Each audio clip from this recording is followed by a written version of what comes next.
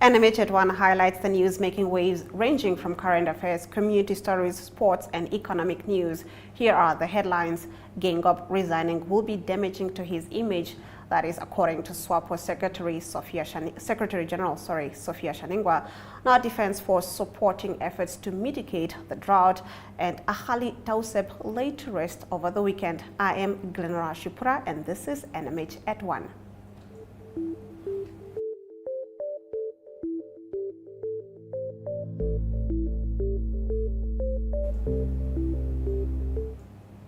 Getting into our midday news update, earlier today, Defense Minister Frans Kapofi said that the Namibia Defense Force is supporting efforts to mitigate a drought and has deployed the necessary manpower and equipment. Let's take a look. The government has declared drought. We are busy. We are currently engaged. We deployed our assets, especially our military vehicles, in support of these efforts of government.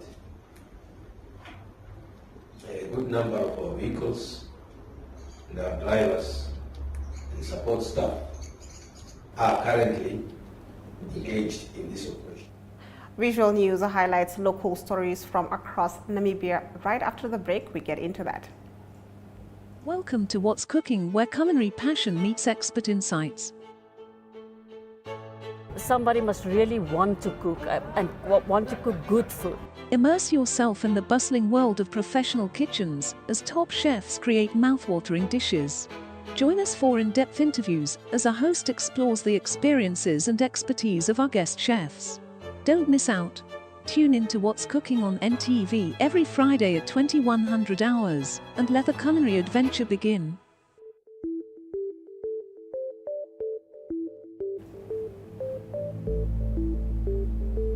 This video is by Jemima Biakas. Let's take a look. Getting into our visual news, Richard van Beek, a resident of Port Hope, said that residents of the area don't own land. Die duisende plaatsen, duizenden, honderden plaatsen, wat hulle grondbeheerskap, hulle het aktes, hulle het papier om te wys, dis my grond. Wat het ek en u? Na al hierdie jare, dan moet ons nog kom,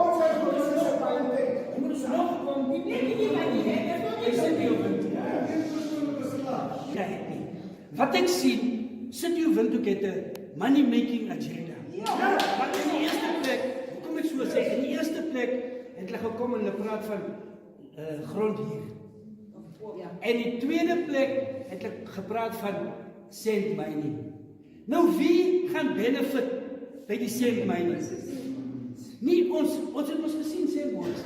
Wie het gebenefit van sandbox se sand mining? Hulle het ons baie stukkend gery. Hoeveel keer is hy hek reggemaak? Ons het die stof en die geras van hy trokke het ons gekry.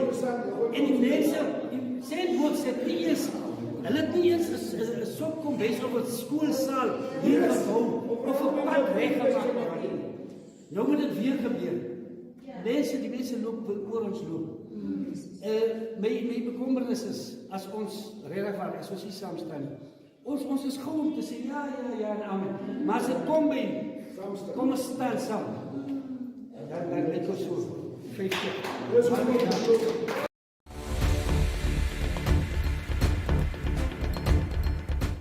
Vice President of Namibia, Nangolo Mbumba, delivered a keynote address at the 24th annual meeting of the Council of Traditional Authorities in Swakopmund.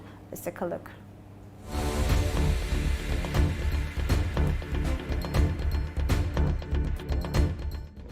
It gave me great pleasure to officiate at the opening of the 24th annual meeting of the Council of Traditional Leaders, who are the definers, the protectors, and the promoters of our culture and heritage.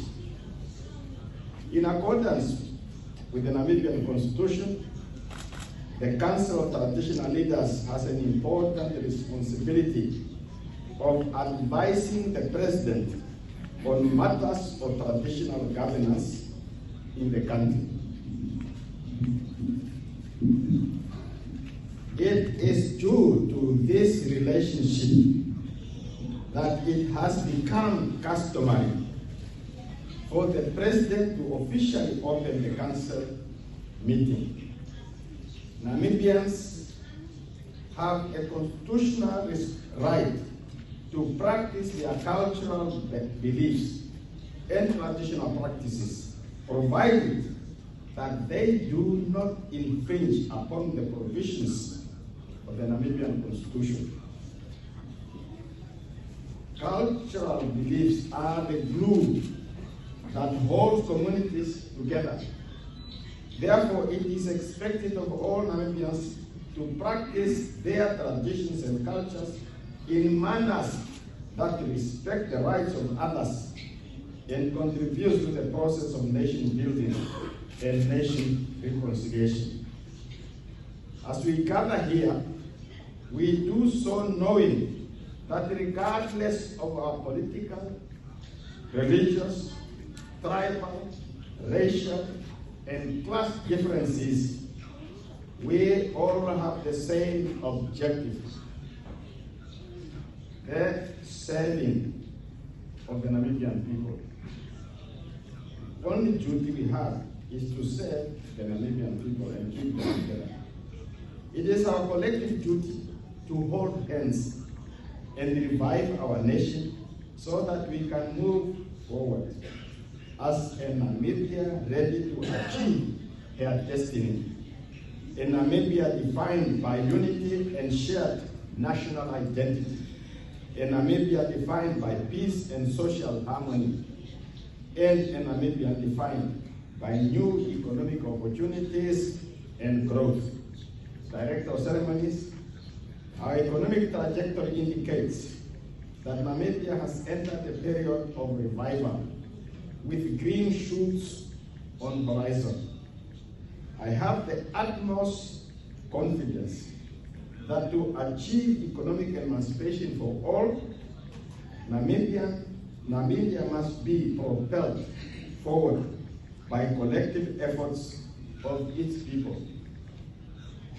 The success of our country does not depend on one singular person, but on each and every citizen.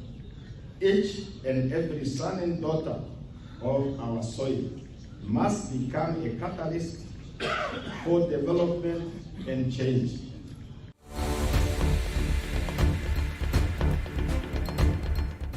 Namibian Sun leads us into the newspaper review segment on the other side of this. Welcome to My.NA Cars, your ultimate destination for everything automotive. I am your host, Diana Master. Teamwork makes the dream work, right? Discover the latest models, innovative technologies, and expert insights from our passionate hosts. Learn essential maintenance tips and get exclusive behind-the-scenes access to the automotive industry. Don't miss My.NA Cars on NTV every Thursday at 2100 hours. Tune in and ignite your passion for automobiles.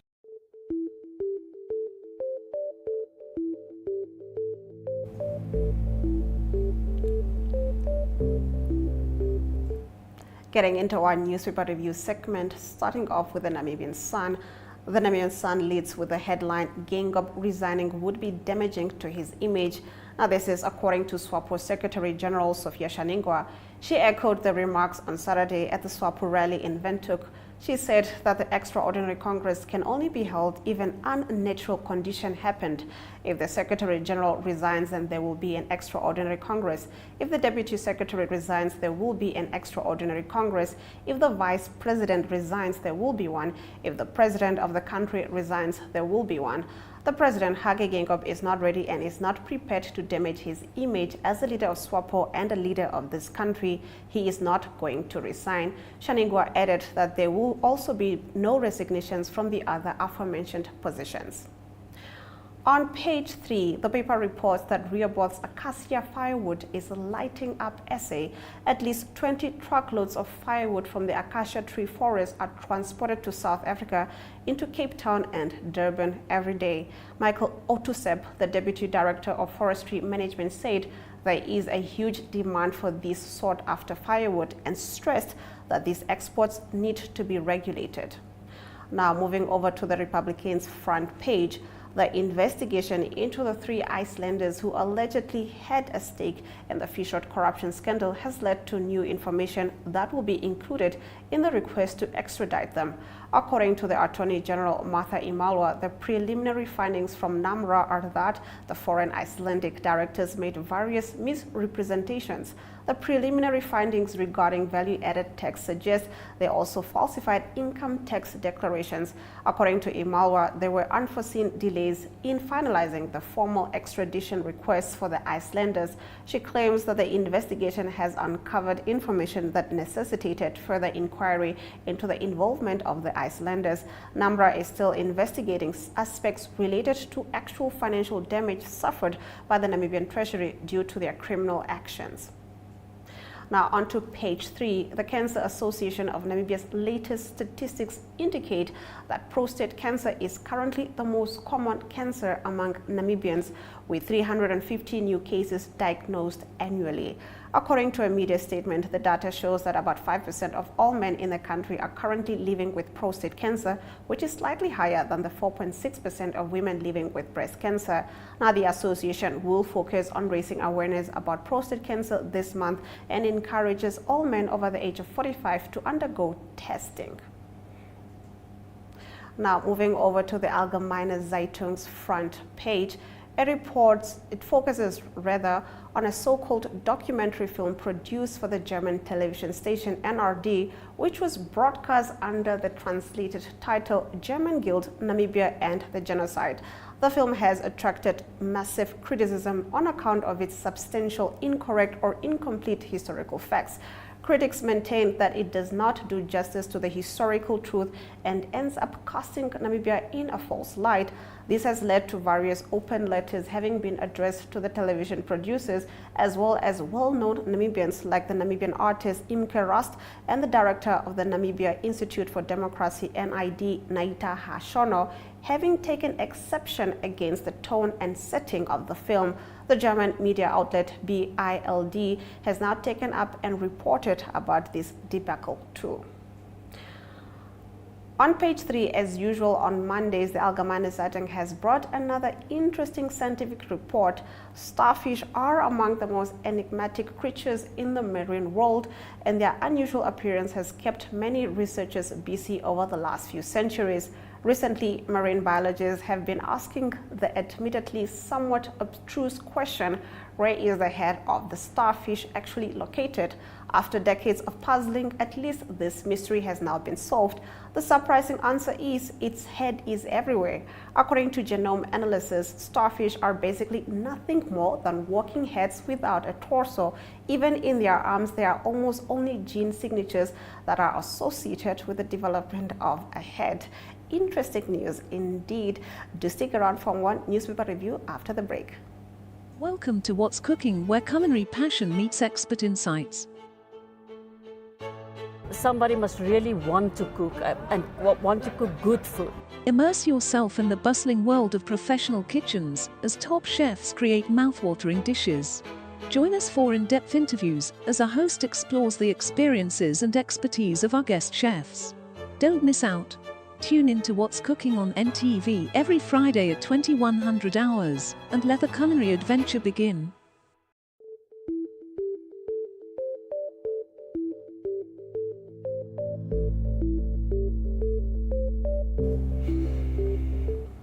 Still with the newspaper review. On the Namibian front page, it reports on the discord of a Swapo presidential candidate Nandi Ndoitwa after former Secretary General Pendukeni Ivula Itana has insisted that only a Congress and a Central Committee resolution can endorse a presidential candidate. While addressing a Swapo party rally over the weekend, Nandi Daitwa scolded some senior party leaders in the Commerce region for refusing to back her. She accused those who have not backed her of being against the constitution. Now, on the Namibian's page 3, Axali Doeseb laid to rest, reports the paper's page 3. The Namibian national anthem composer Axali Doeseb was buried in Pioneers Park Cemetery in Windhoek on Saturday during a ceremony presided over by Evangelical Lutheran Church in the Republic of Namibia Bishop Emeritus Sageus Kiep. The 2014 Namibian Music Lifetime Award winner was conferred a state funeral by President Hage Geingob. On the New Era's front page, it also reports on Axali Doeseb, the author and composer of the national anthem, who was laid to rest in a state funeral. In a separate story, the paper also reports on legendary producer Elvo Diergaard, the man behind numerous Namibian hits and who has shaped the country's most memorable musical talents, according to the New Era's page 3. I would like to urge all residents to use the New Era's page 3 now that the direct mayor Joseph Mangani wants the subject to assistance being warned. Moving over to Market Watch. Market Watch reports on Anglo Gold to pay an exit tax of billions. Anglo Gold Ashanti will pay the South African and Australian governments an exit tax of more than 5.4 billion rands for moving the primary listing of its shares to the New York Stock Exchange and its domicile to London. Now, after the break, we'll be getting into your economic news. Do stay with NMH at 1.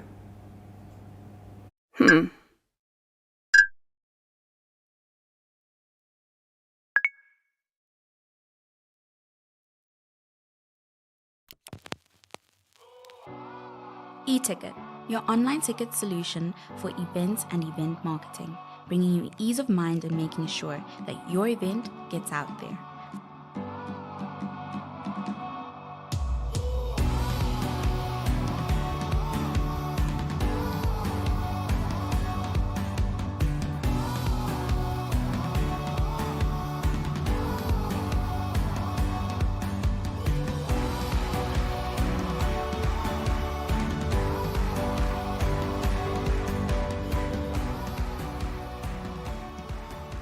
For more information, contact events@nmh.com.na.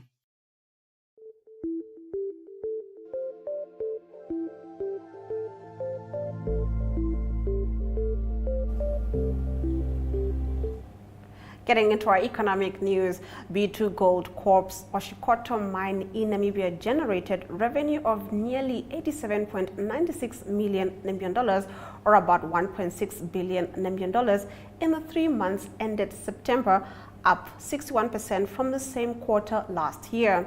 The Oshikoto mine in Namibia, in which the company holds a 90% interest, performed well during the third quarter of 2023, producing 44,000 ounces of gold, mainly due to improved process grade as a result of high-grade ore mined from the Woolshek underground mine. B2 Gold said in its latest quarterly report, in the third quarter of 2023, the mill's feed grade stood at 1.66 grams per ton.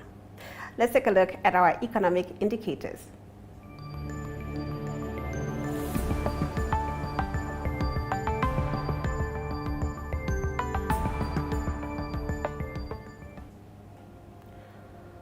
The Namibian dollar trades against the British pound at 22.87, against the euro at 20, against the US dollar at 18.72.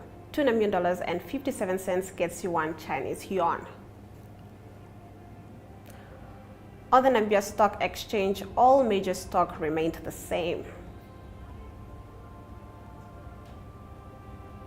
Overall index went down, closing at 0.93%.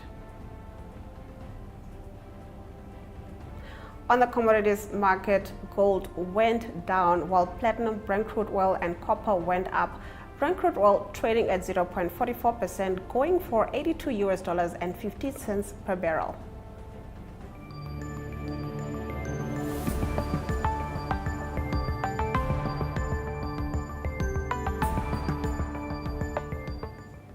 After the break, we take a look at news from Africa. Welcome to What's Cooking, where culinary passion meets expert insights.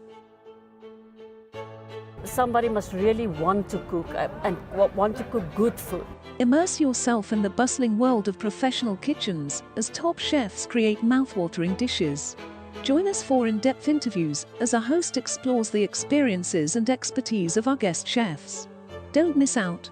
Tune in to What's Cooking on NTV every Friday at 2100 hours and let the culinary adventure begin.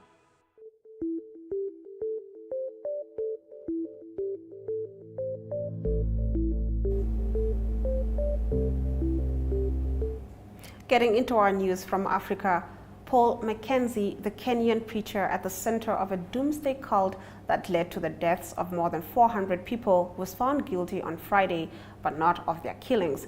The senior resident magistrate in the town of Malindi, Olga Onalo, instead found Mackenzie guilty of operating a TV studio and distributing films without a license from the Kenya Film Classification Board. The preacher has been in police custody for more than 6 months now since he was arrested in April following the discovery of hundreds of bodies in mass graves in a forested area across his 80-acre property in the coastal country of Kilifi. Now, prosecutors say Mackenzie ordered his congregants to starve to death in order to meet Jesus. However, he has not been formally charged over the deaths, despite being arraigned in court on numerous occasions since his arrest. The Office of the Director of Public Prosecutions tweeted on Friday that Mackenzie is the prime suspect. After the break, we'll get into your international news.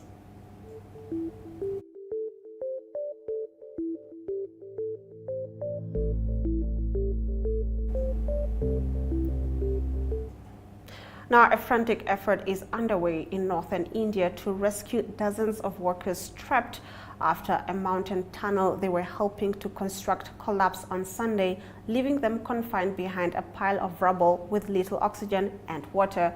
As many as 40 men are working in the tunnel, part of an ambitious Himalayan highway project in town of Uttarkashi, when part of the passageway leading to the entrance gave way.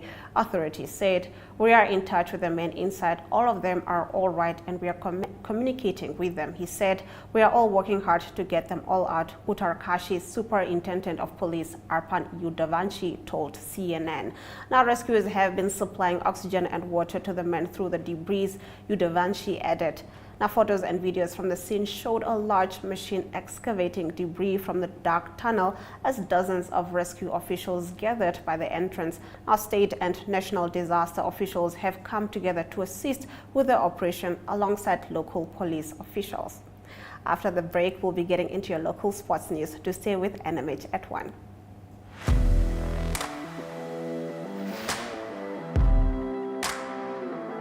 Hello and welcome to today's Sports Rep Show. I am your host, Jesse Jackson Kauraifa.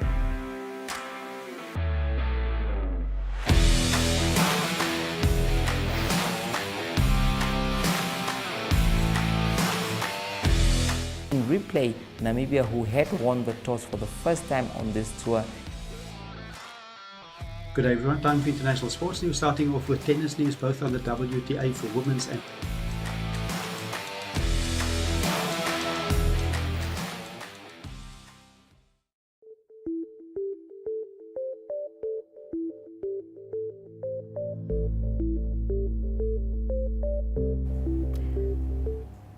Let's take a look at our local sports news. The MTC Namibia men's team is celebrating a significant triumph following their impressive performance, winning an international tournament held in Malaysia on Saturday. The team captained by DJ Strauss and with Trevor Cormack as coach, won the final of the Sultan Nasrin Shah indoor tournament against South Africa. Goals by Fagan Hansen and Brian Cleek put Namibia 2-0 ahead before South Africa fought back to end 2-2 with goals by Keegan Hazard and Jethro Eustace. Now, Golden Boxing and Fitness Academy hosted their second boxing development tournament at Mix, one of Windhoek's informal settlements, on Saturday. After a successful earlier tournament in Oshitenda in Windhoek, which drew a large number of spectators, event organizer Tobias Naule said, "This is only the beginning. We want to go to as many tournaments as possible, and with financial backing, we can do even more to develop the sport of boxing in Namibia. Now, spectators were on their feet for this one, with Lucas, who won by knockouts in the first round. Now, moving over to our next story, Samsung Imperial Wanderers first team had the last say in their final group match of Cricket Namibia's T20 Premier League match on Saturday, beating WHS Old Boys by 44 runs at Wanderers Field. This result put Wanderers as the defending champions firmly as the favorites in yesterday afternoon's final against the same opponent. After this short break, we'll be getting into your international sports news. Do stay with NMH at 1. Welcome to My.NA Cars, your ultimate destination for everything automotive. I am your host, Diana Master. Teamwork makes the dream work, right? Discover the latest models, innovative technologies, and expert insights from our passionate hosts. Learn essential maintenance tips and get exclusive behind-the-scenes access to the automotive industry. Don't miss My.NA Cars on NTV every Thursday at 2100 hours. Tune in and ignite your passion for automobiles.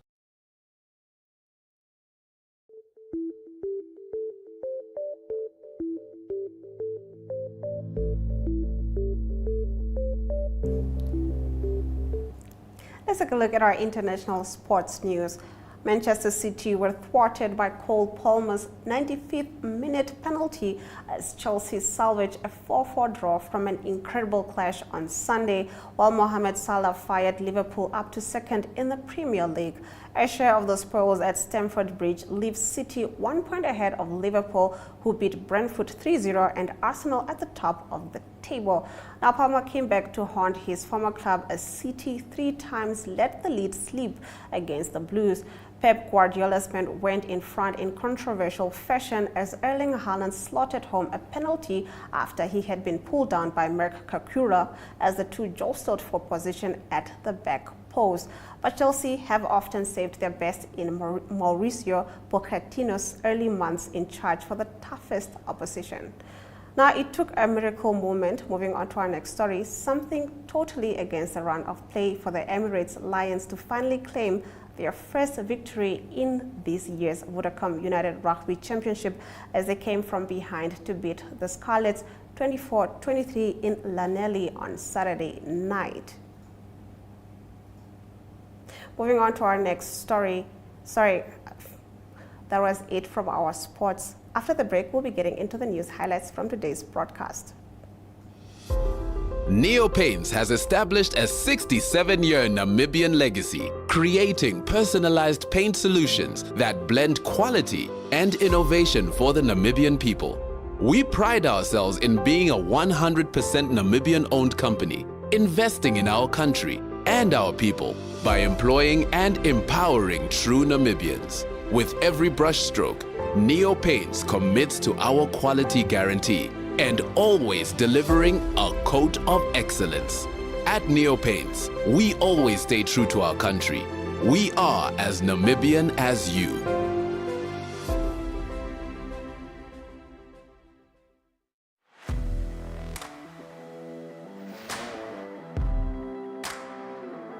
Hello and welcome to today's Sports Rep Show. I am your host, Jesse Jackson Kauraita.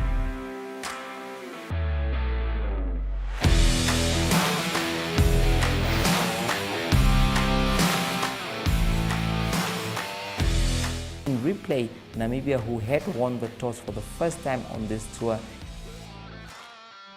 Good day everyone, time for international sports news, starting off with tennis news, both on the WTA for women's and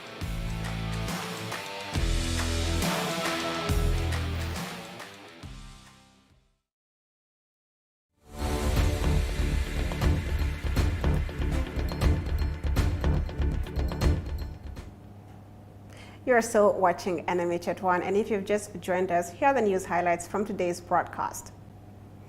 Paul Mackenzie, the Kenyan preacher at the center of a doomsday cult that led to the deaths of more than 400 people, was found guilty on Friday, but not of their killings. The senior resident magistrate in the town of Malindi, Olga Analu, instead found Mackenzie guilty of operating a TV studio and